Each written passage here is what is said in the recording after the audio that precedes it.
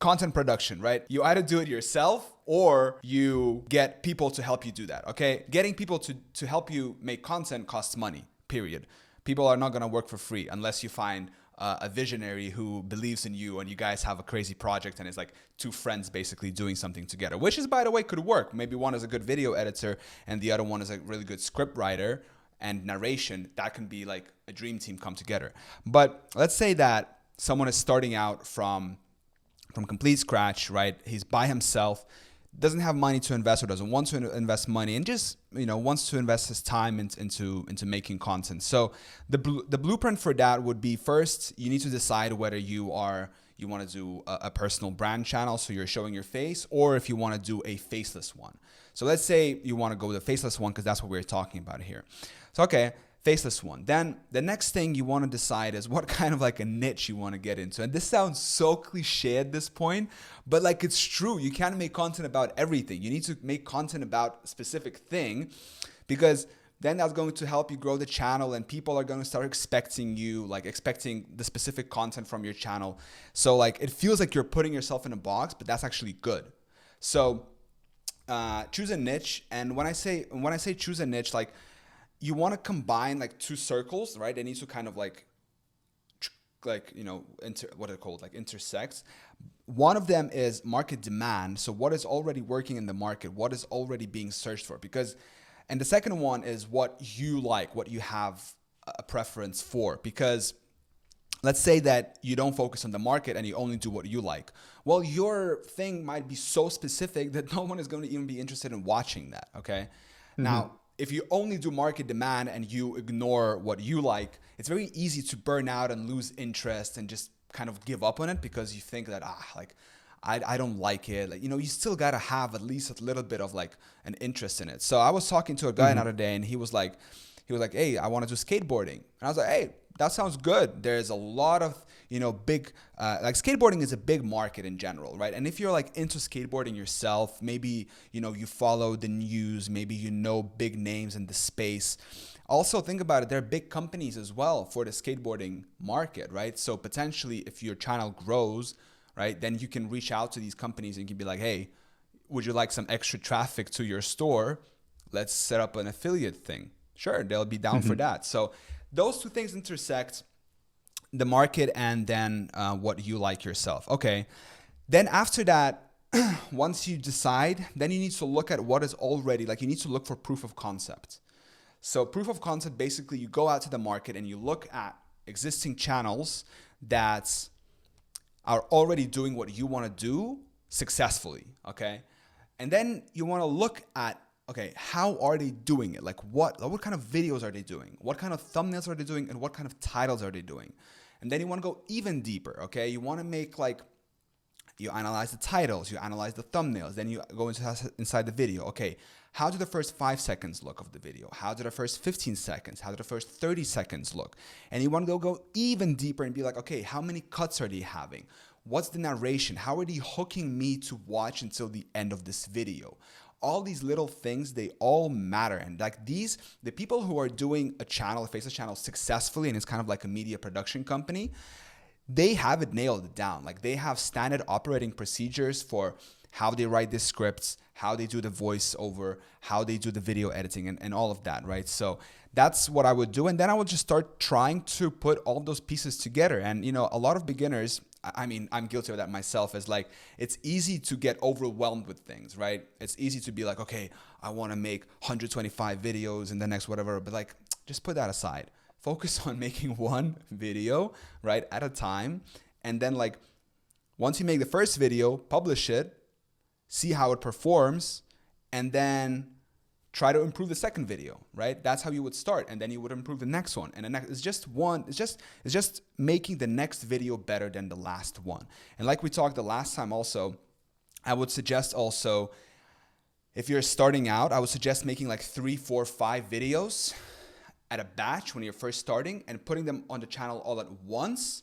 Like make like 3, 4 videos, put them on the channel all at once, because then that way you will be able to achieve, or like if someone discovers your video and they really like the video and then they click through it on the channel, they will be able to binge watch all of your other videos, which is increases the session time, which is a really good signal for the algorithm.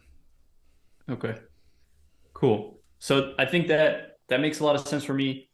Now, if when I watch some of these videos, because actually you gave me this outline last time, and we did the exercise. Like we found some videos, and then we broke it in by okay, what's the thumbnail? What's this? And we were like just kind of practicing to see okay, what is this process like? And I guess I just got stuck like looking at these videos. I was like, if I was gonna make this, they're sourcing content, right? Like a lot of these videos are like, let's say we talked about basketball last time. Like there's NBA and they source all these clips and they put them together. Like, how do you find that content? What content can you use? What are the copyright around, I guess, Yeah. sourcing? How does that work? Yeah. Yeah. So basically, you are allowed to use clips from other YouTube videos as long as you follow the so-called YouTube fair use policy. So the YouTube fair use policy is you got to make sure that your content is transformative enough. If you just take a clip and you repost it, I mean, that's going to get copyrighted, right? And even if you just like, you got to read into more about what is transformative content and what is fair use, right? They go a lot into depth on the YouTube page itself.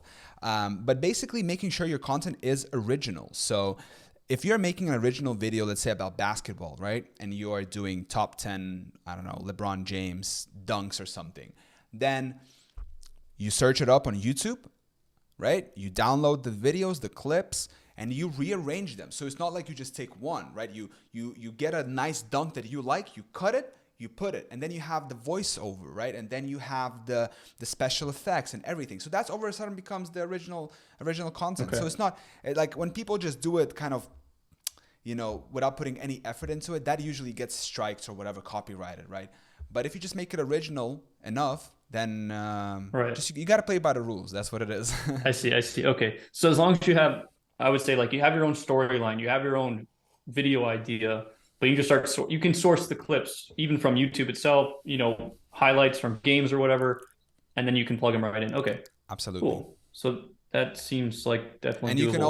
you can also use stock footage websites. There are free ones, there are paid ones, story Hmm. blocks, Envato elements, all of those. Hmm.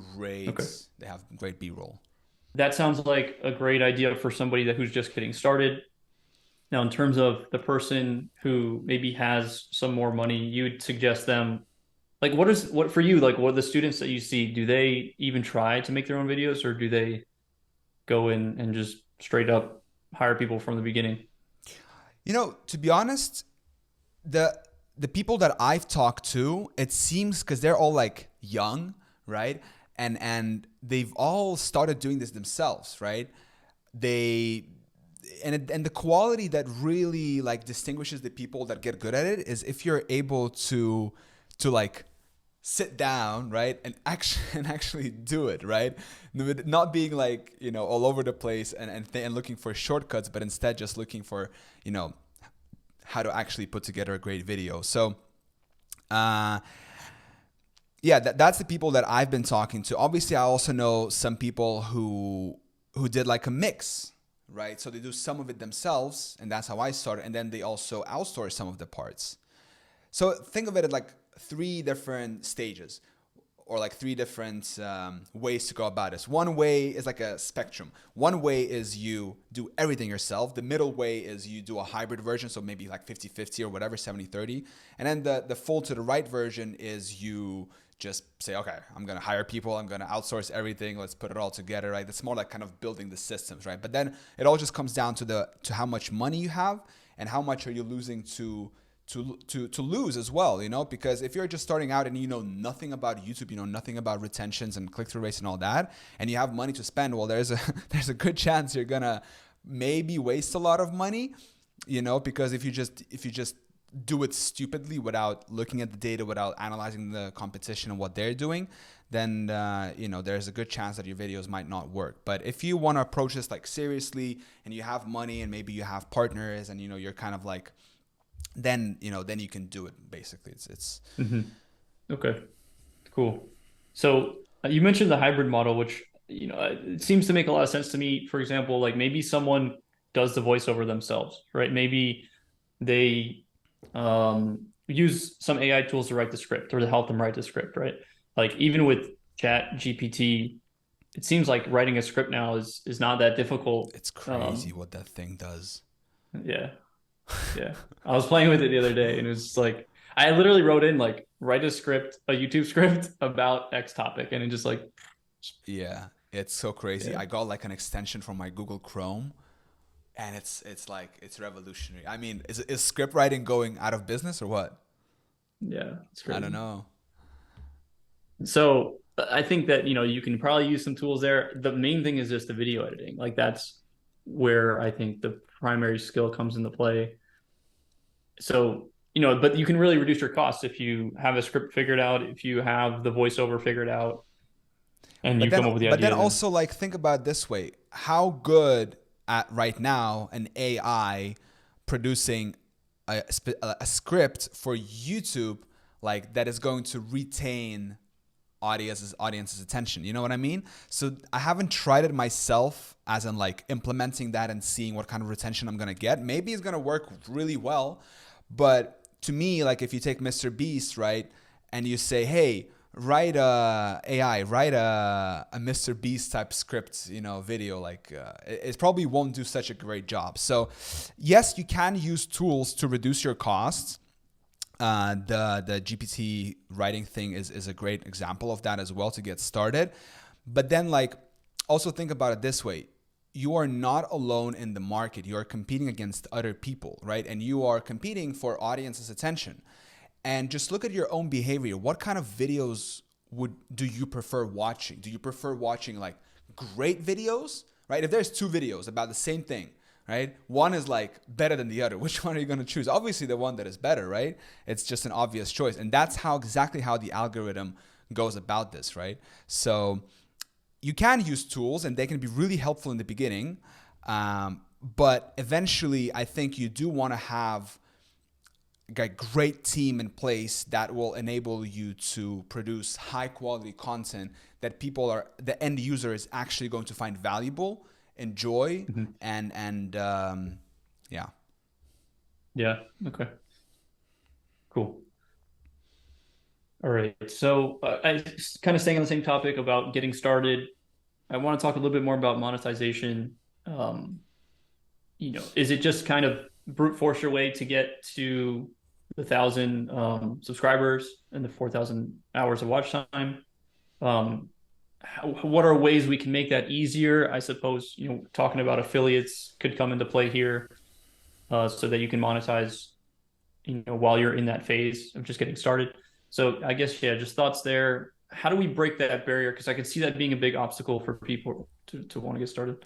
Yeah, it took me a long time to get to monetization because I was so new to YouTube. I didn't know anything and I was making all kinds of like different content. I didn't understand like anything. So I was really learning it the hard way, right? Now if I started a brand new channel, I would probably be able to monetize way quicker than the first time, right? Because I just know a little bit more about okay, what needs to get done properly. So, like you said, affiliates is a good way to start making money without reaching the YouTube AdSense requirements, partner program requirements. Another thing is, yeah, I like if you want to do this, if you want to play by the rules and you're starting a browse, like spend money to on a video on like Google Ads to promote your video and get that. That's gonna cost a lot. I tried it. It's very expensive. If you have money to spend and you want to just kind of, you know, do it and just start getting monetized, sure. I mean, you can do it, but it's gonna be expensive.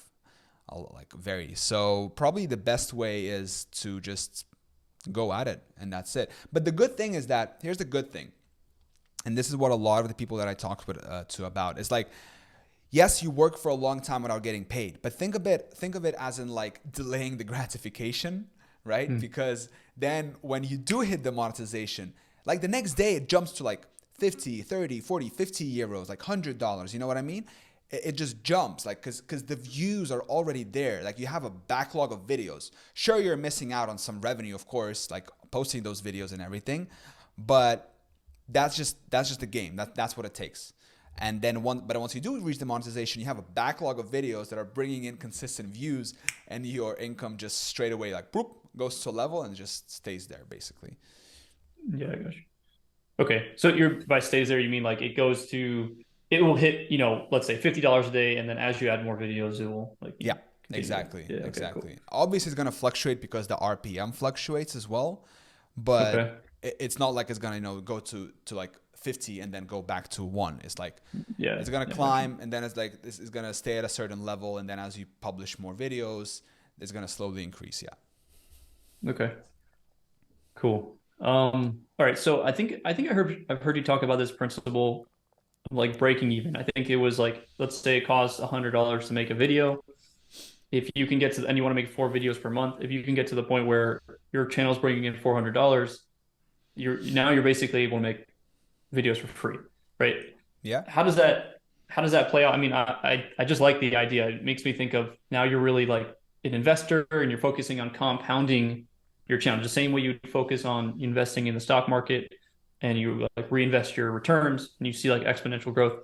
I Yeah. suppose the same idea can apply. So could you just touch on that? Is that like kind of the right analogy? And Yeah. yeah, So I mean, you hit it right on point there, and that's what I really like about this business is that just like you said, like if a video cost, like you have a hard fixed cost, right? Let's say to run your thing. I don't know. Let's say $500 a month. You're making 4 videos one time per week, and if you like the point at which your channel in revenue or in a combination with revenue and sponsorships and brand deals or whatever starts making more than that fixed cost, I mean, that's it. It becomes like a cash cow, right? Really, really. And then every additional video that you add to your backlog, to your library, is just gonna, increase that ceiling, slowly, slowly, slowly. So it really, like, the reason they call it a cash cow, because once you do reach that level of break even, then every additional video that you add to your library is just becomes another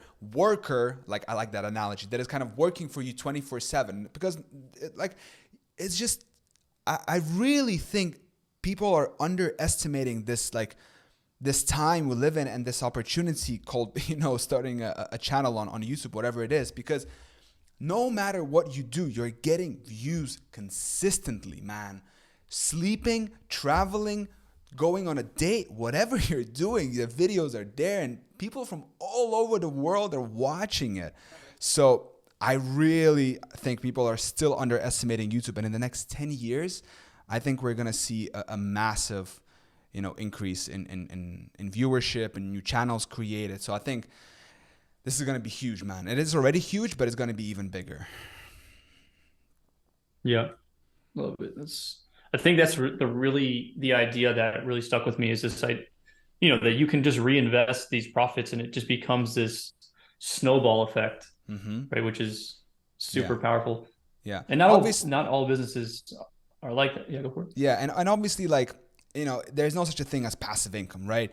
It's a lie we've been sold, because as with any active business, I'm not talking about index fund investing, but I'm talking about like, active business that's kind of like, and by active I mean like, okay, you need to produce videos. If you let go of control and if you don't look into it at least like, sometimes, right, once a day or whatever, then it will eventually go down.